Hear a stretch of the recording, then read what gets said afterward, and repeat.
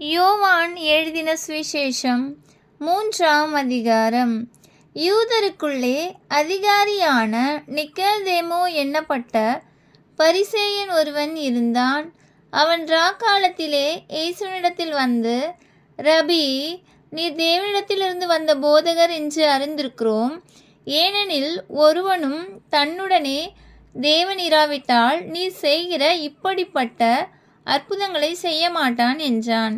இயேசு அவனுக்கு பிரதித்திரமாக, ஒருவன் மறுபடியும் பிறவாவிட்டால் தேவனுடைய ராஜ்யத்தை காணமாட்டான் என்று மெய்யாகவே மெய்யாகவே உனக்கு சொல்கிறேன் என்றார். அதற்கு நிக்கோதேமு, ஒரு மனுஷன் முதிர் வயதாயிருக்கையில் எப்படி பிறப்பான்?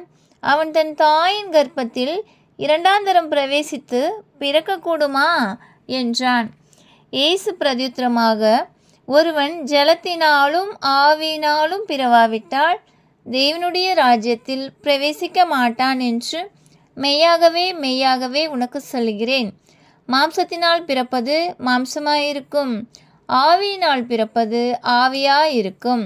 நீங்கள் மறுபடியும் பிறக்க வேண்டும் என்று நான் உனக்கு சொன்னதை குறித்து அதிசயப்பட வேண்டாம். காற்றானது தனக்கு இஷ்டமான இடத்திலே வீசுகிறது, அதன் சத்தத்தை கேட்கிறாய், ஆகிலும் அது இன்ன இடத்திலிருந்து வருகிறது என்றும் இன்ன இடத்துக்கு போகிறது என்றும் உனக்கு தெரியாது. ஆவியினால் பிறந்தவன் எவனோ அவனும் அப்படி இருக்கிறான் என்றார். அதற்கு நிக்கோதேமு, இவைகள் எப்படி ஆகும் என்றான். இயேசு அவனை நோக்கி, நீ இஸ்ரவேலில் போதகனாயிருந்தும் இவைகளை அறியாமல் இருக்கிறாயா? மெய்யாகவே மெய்யாகவே நான் உனக்கு சொல்கிறேன், நாங்கள் அறிந்திருக்கிறதை சொல்லி நாங்கள் கண்டதை குறித்து சாட்சி கொடுக்கிறோம்.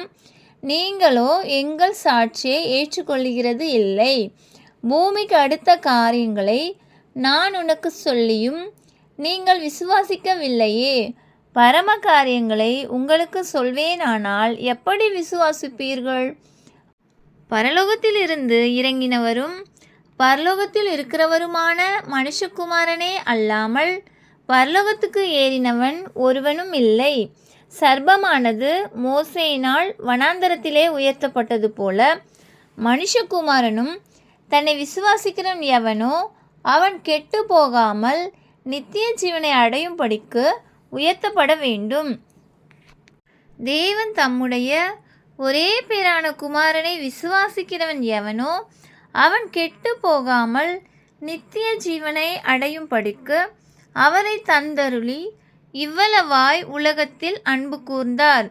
உலகத்தை ஆக்கினைக்குள்ளாக தீர்க்கும்படி தேவன் தம்முடைய குமாரனை உலகத்தில் அனுப்பாமல் அவராலே உலகம் ரட்சிக்கப்படுவதற்காகவே அவரை அனுப்பினார். அவரை விசுவாசிக்கிறவன் ஆக்கினைக்குள்ளாக தீர்க்கப்படான்.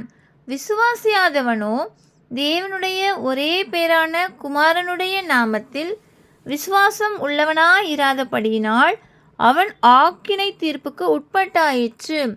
ஒளியானது உலகத்திலே வந்திருந்தும் மனுஷருடைய கிரியைகள் பொல்லாதவைகளாயிருக்கிறபடியினால் அவர்கள் ஒளியை பார்க்கிலும் இருளை விரும்புகிறதே அந்த ஆக்கினை தீர்ப்புக்கு காரணமாயிருக்கிறது. பொல்லாங்கு செய்கிற எவனும் ஒளியை பகைக்கிறான், தன் கிரியைகள் கண்டிக்கப்படாதபடிக்கு ஒளியினிடத்தில் வராதிருக்கிறான்.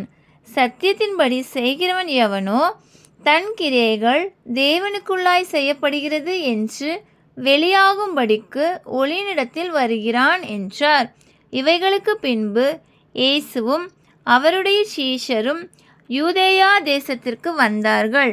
அங்கே அவர் அவர்களோடே சஞ்சரித்து ஞானஸ்நானம் கொடுத்து வந்தார். சாலிம் ஊருக்கு சமீபமான ஐனோன் என்னும் இடத்திலே தண்ணீர் மிகுதியாயிருந்தபடியினால் யோவானும் அங்கே ஞானஸ்நானம் கொடுத்து வந்தான். ஜனங்கள் அவனிடத்தில் வந்து ஞானஸ்நானம் பெற்றார்கள். அக்காலத்தில் யோவான் காவலில் வைக்கப்பட்டு இருக்கவில்லை. அப்பொழுது யோவானுடைய சீஷரில் சிலருக்கும் யூதருக்கும் சுத்திகரிப்பை குறித்து வாக்குவாதம் உண்டாயிற்று. அவர்கள் யோவானிடத்தில் வந்து, ரபி, உம்முடனே கூட யோர்தானுக்கு அக்கறையில் ஒருவர் இருந்தாரே, அவரை குறித்து நீரும் சாட்சி கொடுத்தீரே. இதோ அவர் ஞானஸ்நானம் கொடுக்கிறார், எல்லாரும் அவரிடத்தில் போகிறார்கள் என்றார்கள். யோவான் பிரத்யுத்தரமாக, பரலோகத்திலிருந்து ஒருவனுக்கு கொடுக்கப்பட்டால் ஒழிய அவன் ஒன்றையும் பெற்றுக்கொள்ள மாட்டான். நான் கிறிஸ்துவல்ல, அவருக்கு முன்னாக அனுப்பப்பட்டவன் என்று நான் சொன்னதற்கு நீங்களே சாட்சிகள். மணவாட்டியை உடையவனே மணவாளன், மணவாளனுடைய தோழனோ அருகே நின்று அவருடைய சொல்லை கேட்கிறவனாய் மணவாளனுடைய சத்தத்தை குறித்து மிகவும் சந்தோஷப்படுகிறான். இந்த சந்தோஷம் இப்பொழுது எனக்கு சம்பூரணமாயிற்று. அவர் பெருகவும் நான் சிறுகவும் வேண்டும். உன்னதத்தில் இருந்து வருகிறவர் எல்லாரிலும் மேலானவர். பூமியிலிருந்து உண்டானவன் பூமியின் தன்மை உள்ளவனாயிருந்து பூமிக்கு அடுத்தவைகளை பேசுகிறான். பரலோகத்திலிருந்து வருகிறவர் எல்லாரிலும் மேலானவர். தாம் கண்டதையும் கேட்டதையும் சாட்சியாக சொல்லுகிறார். அவருடைய சாட்சியை ஒருவனும் ஏற்றுக்கொள்கிறது இல்லை. அவருடைய சாட்சியை ஏற்றுக்கொள்கிறவன் தேவன் சத்தியமுள்ளவர் என்று முத்திரை போட்டு நிச்சயப்படுத்துகிறான். தேவனால் அனுப்பப்பட்டவர் தேவனுடைய வார்த்தைகளை பேசுகிறார். தேவன் அவருக்கு தமது ஆவியை அளவில்லாமல் கொடுத்திருக்கிறார். பிதாவானவர் குமாரனில் அன்பாயிருந்து எல்லாவற்றையும் அவர் கையில் ஒப்பு கொடுத்திருக்கிறார். குமாரனிடத்தில் விசுவாசமாயிருக்கிறவன் நித்திய ஜீவனாய் உடையவனாயிருக்கிறான். குமாரனை விசுவாசியாதவனோ ஜீவனை காண்பதில்லை. தேவனுடைய கோபம் அவன் மேல் நிலை நிற்கும் என்றான். ஆமென்.